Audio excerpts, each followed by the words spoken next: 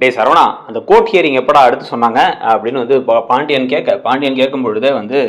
இல்லைப்பா, இப்போ நாளைக்கு தான் சொல்லியிருக்காங்க. ஆனால் நாளைக்கு போகணும்ப்பா. போனதுக்கப்புறமா தான் எல்லாத்தையும் வந்து சீக்கிரம் முடிச்சு இந்த தடவையாச்சும் டிவோர்ஸ் கிடைக்குதான்னு பார்க்கணும். அவள் வேற திருப்பி வந்து உன் கூட தான் வாழ்வேங்கிறா. எனக்கு அவள் கூட தான் வாழணுங்கிற ஒரு நிலைமை வந்துச்சு அப்படின்னா நான் உயிரையே விட்டுருவேன்ப்பா அப்படின்னு பேச, டக்குன்னு டே சரவணா லூஸ் மாதிரி பேசாதா, என்னடா இது பேச்சிடலாம் அப்படின்னு வந்து இந்த பக்கம் கோவப்பட்டு இருக்காரு பாண்டியன். அதே சமயத்துல அப்படியே வந்து பாத்தீங்க அப்படின்னா இதுக்கு மேல என்னடி வேணும், வா முதல்ல போய் அந்த வீட்டுல போய் ஒரு நியாயம் கேட்போம், என்ன நினைச்சிட்டு இருக்காங்க அவங்க மனசுல அப்படின்னு பாக்கியம் தங்கமயில் கையை பிடிச்சி இழுக்க, வேணாமா இன்னும் அவமானப்படுத்துவாங்கம்மா, இன்னும் என்னென்னலாம் கேள்வி கேட்பாங்கம்மா, இந்த விஷயத்த இப்ப நம்ம அப்புறம் பாத்துக்கலாமா அப்படின்னு சொல்ல, இதை எப்படி பாத்துக்கிறது, இதுதான் நம்ம கிடைச்சிருக்க ஒரே வாய்ப்பு, வா முதல்ல கிளம்பலாம் அப்படின்ட்டு வந்து வேக வேகமா கிளம்புறாங்க இந்த பக்கம் பாக்கியம். இங்கே அதே சமயத்தில் இப்போ சரவணா என்ன சொல்லிட்டு இருக்காரு அப்படின்னா வந்து, இல்லை அப்பா நான் அப்படியே இன்னொரு விஷயமும் சொல்லணும்ப்பா, எனக்கு இப்போ வர இப்போ நான் வந்து அதுக்கடுத்து என் வாழ்க்கை என்னன்னு யோசிக்கணும்னு தோணுதுப்பா அப்படின்னு சொல்ல, என்னடா அதில் என்னடா தப்பு இருக்குது, நானே அதை பற்றி தான் யோசிச்சுட்டு இருக்கேன், சீக்கிரமாக அந்த டிவோர்ஸ் கிடைக்கட்டும், உனக்கு நாங்களே ஒரு நல்ல பொண்ணாக பார்த்து கல்யாணம் பண்ணி வைக்கிறோம்டா அப்படின்னு வந்து இந்த பக்கம் பாண்டியன் சொல்ல, அதை பற்றி தான்ப்பா ஒரு விஷயம்ப்பா அப்படிங்கும்போது, என்னடா என்ன சொல்லு அப்படின்னா, என் ஃப்ரெண்டு அஞ்சலி ஞாபகத்தில் இருக்காப்பா அப்படின்னு சரவணன் கேட்கும் பொழுது, அஞ்சலியா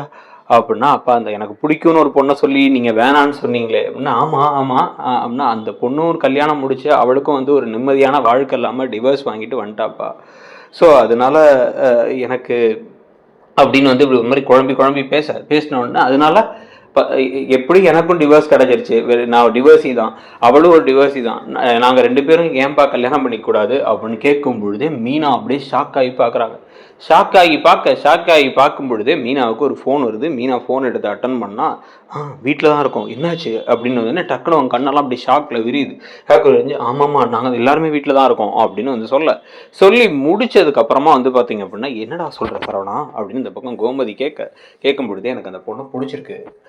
நான் அவளை வந்து அவங்க வீட்டில் போய் நம்ம வந்து பொண்ணு கேட்கலாமா அப்படின்னு தோணுச்சு, ஆனால் வந்து இதெல்லாம் நீங்கள் சொல்லாமல் வேணான்னு தான் யோசிச்சுட்டு இருந்தேன் அப்படின்னு சரவணன் சொல்லிட்டு இருக்காரு. சரவணன் சொல்லும் பொழுதே, அவசரப்பட வேணாமே மாமா அப்படிங்கிறாங்க மீனா. இதில் அவசரப்படுறதுக்கு என்னப்பா இருக்கு அப்படின்னு பாண்டியன் பதில் சொல்றாரு. அவனுக்கு அந்த தங்கமயிலோட வாழ விருப்பம் இல்லை, தங்கமயில இந்த வீட்டில் வந்து ஏற்றுக்கிறதுக்கு நாங்கள் யாரும் தயாராக இல்லை, அப்போ இருக்கிற ஒரே வழி என்ன, எப்படியாச்சும் அவங்க 2 பேரும் சேர்த்து வைக்கிறது தானே, அதை நம்ம சேர்த்து வச்சிருவோம் அப்படின்னு வந்து பேசுகிறாங்க.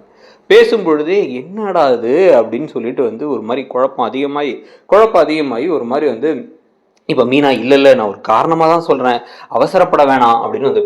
பேசிக்கிட்டு இருக்கும் பொழுதே வந்து, இல்லை அதெல்லாம் ஒன்றும் இல்லை, இதில் அவசரப்படுறதுக்கு ஒன்றும் இல்லை, சரவணா முதல்ல டிவோர்ஸ் கிடைக்கணும், கிடைச்சதுக்கப்புறமா விவாகரத்து கிடைச்சதுக்கப்புறமா எல்லாத்தையும் ஒரு முடிவு எடுத்துடலாம்டா, உனக்கு அந்த பொண்ணை தான் பிடிச்சிருக்கு அப்படின்னா இதுக்கு முன்னாடி குறுக்க நின்ன மாதிரி நான் குறுக்க நிற்க போகிறதில்லடா அப்படின்னு வந்து பேசிகிட்டு இருக்கும் பொழுதே வந்து, இப்போ வந்து நல்லா இருக்கே, கேட்கவே ரொம்ப நல்லா இருக்கே,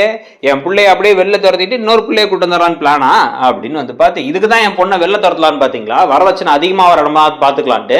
அப்படின்னு ஒரு குரல் கேட்குது. பார்த்தா பாக்கியா நிற்கிறாங்க. மாமா வேணாமா தேவையில்லாம பிரச்சனை வேணாமா, ஏற்கனவே அவங்க மேலே நம்ம மேலே கோபமாக இருக்காங்கம்மா அப்படின்னு தங்கமயில் சொல்லும் பொழுது வந்து, சும்மா இவ ஒருத்தி இப்படி பயந்துகிட்டே இருந்தால் வாழ்க்கையில் எதையுமே பண்ண முடியாது அப்படின்னு தரன்னு அவங்கள உள்ளார இழுக்கிறாங்க. இவங்க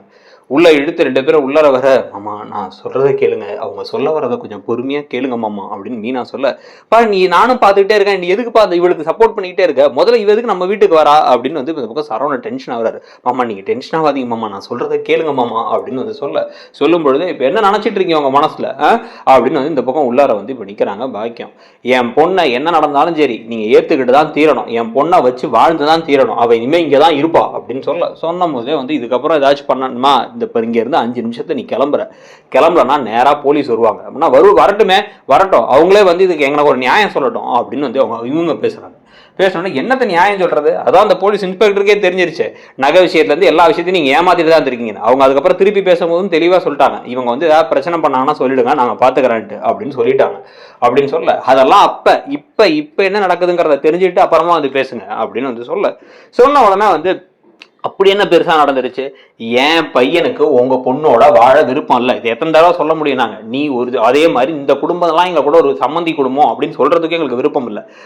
வாயை திறந்தா பொய் புரட்டு கேவலமான எண்ணங்கள், கேவலமான வார்த்தைகள், வன்மம் பிடிச்ச வார்த்தைகள், இது எல்லாத்தையும் நாங்களும் வந்து சரி இப்போ வேணான்னு பாக்குறோம். மத்த யாரோ ஒரு வீடா இருந்தா எவ்வளவோ கோவப்பட்டிருப்பாங்க, ஜெயில போய் எங்களை பொய் கேஸ் கொடுத்து நிக்க வச்சவங்க தானே நீங்க, முதல்ல அந்த வீட்டை விட்டு வெளில போமா அப்படின்னு இந்த பக்கம் கோமதி கத்தும் பொழுது, கோமதி நீ பேசாம இரு, நேரா டேய் சரவணா சரவணா நீ போலீஸ் கால் பண்றா, அவங்களே வந்து உங்களை வெளில கூட்டு போயிட்டோம், நம்ம பிடிச்சி உங்களை தள்ளலாம் வேணாம், அதுக்கு ஒரு டிராமா பண்ணி அதை வீடியோ எடுத்து வச்சு காமிச்சிட்டு இருப்பாங்க அப்படின்னு பேசும்பொழுதே மாமா நான் சொல்றதை கேளுங்க மாமா அப்படிங்கிறாங்க மீனா. என்னதான்ப்பா உன் பிரச்சனை அப்படிங்கும் பொழுதே அவங்க விஷயம் சொல்ல வந்திருக்காங்க மாமா, அதை கேளுங்க மாமா அப்படிங்கிறாங்க மீனா. சொன்ன உடனே வந்து என்ன எந்த விஷயமா தான் அதை கேட்க தயாரா இல்லப்பா அப்படின்ட்டு முதல்ல வெளில போ மயிலு தங்க மயிலு உங்க அம்மாவை கூப்பிட்டு வெளில போயிடு, இல்லைன்னா அவ்வளவுதான் அப்படின்னு இந்த பக்கம் சரவணன் சொல்லும் பொழுது நான் வெளில போனா நாங்க 2 பேர் மட்டும் போக முடியாது, 3 பேரா தான் நாங்க போக முடியும். ஏன் தெரியுமா, ஏன்னா என் புள்ள அப்படின்ட்டு வந்து உள்ள இப்போ ஒரு கையில வச்சு இந்த கவரத்தை பிரிச்சு இது பண்ணி மேல தூக்கி இப்படி காமிக்கிறாங்க. தூக்கி காமிச்சுட்டு இதான் இப்போ ஸ்கேன் ரிப்போர்ட், என் புள்ள கர்ப்பமா இருக்கா, உங்க பையன் தான் அப்பா அப்படின்னு வந்து பேச ஷாக்கா எல்லாம் திரும்பி பாக்குறாங்க. 6 மாசமா ஒண்ணு மண்ணா பழகவே இல்லையே பாஸ் அப்படிங்கிற மாதிரி வந்து அவங்க எல்லாம் மாறி பார்க்க அந்த லாஜிக்கே இல்லாட்டியும் கூட டக்குன்னு உடனே வந்து அவங்க வந்து இப்படி தூக்கி காமிச்ச உடனே வந்து என்ன திருப்பி ஒரு கதை விட்டுருக்கீங்களா, இதுக்கு முன்னாடி ஒரு கதை விட்டு அப்படியே வந்து ரொம்ப நல்ல விளாட்டம் நடிச்சு பிரெக்னென்ட்டே ஆகாம பிரெக்னென்ட்னாலே உங்க பொண்ணு அதே மாதிரி ஒரு விஷயத்தையா, அதுலயும் வேற வந்து அந்த கருவை நாங்க தான் கலெக்ஷன் வேற பேசுனீங்களே அதே மாதிரி இப்போ டிராமாவா அப்படின்னா, இது அந்த உண்மையான டிராமாலாம் ஒன்றும் இல்லை.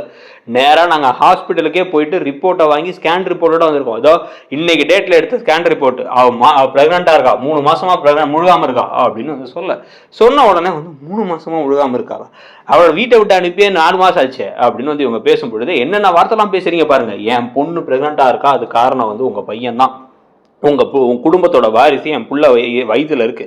இதை வச்சு நீங்க இப்ப டிவோர்ஸ் கொடுத்தீங்க அப்படின்னா பிரெக்னெண்டா இருக்க பொண்ணுக்கு நீங்க எவ்வளவு கொடுக்க வேண்டியிருக்கும் தெரியுமா ஜீவனாம்சம், ஒழுங்கா அதெல்லாம் பார்த்தா நாங்க இன்னும் என்னென்ன வேணாலும் எல்லா விஷயத்தையும் நாங்க சொல்லுவோம், அதுக்கு பதிலா ஒழுங்கா ஏத்துக்கிட்டு என் பொண்ணை வச்சு வாழ சொல்லுங்க அப்படின்னா முடியவே முடியாது. புதுசா அவங்க போய் சொல்றாங்கப்பா, டிராமா போடுறாங்கப்பா அப்படின்னு வந்து சரவணா சொல்லிட்டு இருக்கும் போதே டே சரவணா அதெல்லாம் எனக்கே தெரியுது, முதல்ல வெளில போங்க அப்படின்னா நான் வெளில போக மாட்டேன், என் பொண்ணு பிரெக்னெண்டா இருக்கா, நீங்க போலீஸே வர வைங்க, போலீஸை வச்சே பேசிக்கலாம், அவ பிரெக்னெண்டா இருக்கிறது உண்மை, அதுக்கான ஸ்கேன் ரிப்போர்ட்டும் இருக்கு அப்படின்னா எப்படிமா லாஜிக்கே இல்லாம அப்படின்னு கேட்டா அதெல்லாம் இல்லை, அப்படிதான் வந்து இப்ப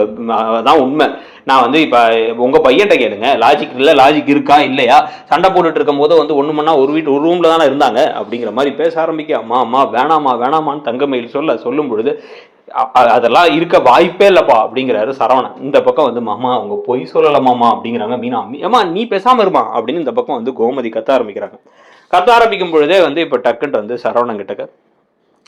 இப்போ வந்து தங்கமயில் மாமா நிஜமாவே என் வயிற்றுல குழந்தை இருக்கு மாமா, தயவு செஞ்சு என்னை ஏற்றுக்கோங்க மாமா, என்னால் நீங்கள் எல்லாம் இருக்க முடியாது மாமா அப்படிங்கும் பொழுது இந்த பாரு என்னால் சத்தியமாக உன்னோட வாழ முடியாது, எனக்கு வேற ஒரு பொண்ணை பிடிச்சிருக்கு, நான் அந்த பொண்ணை கல்யாணம் பண்ணிக்கலாம்னு முடிவு பண்ணிட்டேன், என்னால் வந்து உன் கூட இருக்க முடியாது, இந்த மாதிரி பொய் சொல்லி ட்ராமா பண்ணிட்டு இங்கே வர மூலம் நிறுத்து அப்படிங்கும் பொழுது திருப்பி இவங்க எடுத்து டாக்டர் கொடுத்த ரிப்போர்ட் கையிலே எழுதி கொடுத்து தங்கமயில் பிரெக்னன்ட் அப்படின்னு எழுதி கொடுத்த ரிப்போர்ட் இருக்கு அப்படின்னு கையில் நீட்ட அதை சரவணன் பார்த்து படிச்சு அப்படியே ஷாக் ஆகுறாரு. ஆனா இதுல கொஞ்சம் கூட லாஜிக் இல்லை, ஆனா கதை இப்படிதான் போகுது, தங்கமயில் பிரெக்னன்ட் அப்படின்னு சொல்லி கதை போச்சு அப்படின்னா அது ஓகேன்னு நினைக்கிறீங்களா,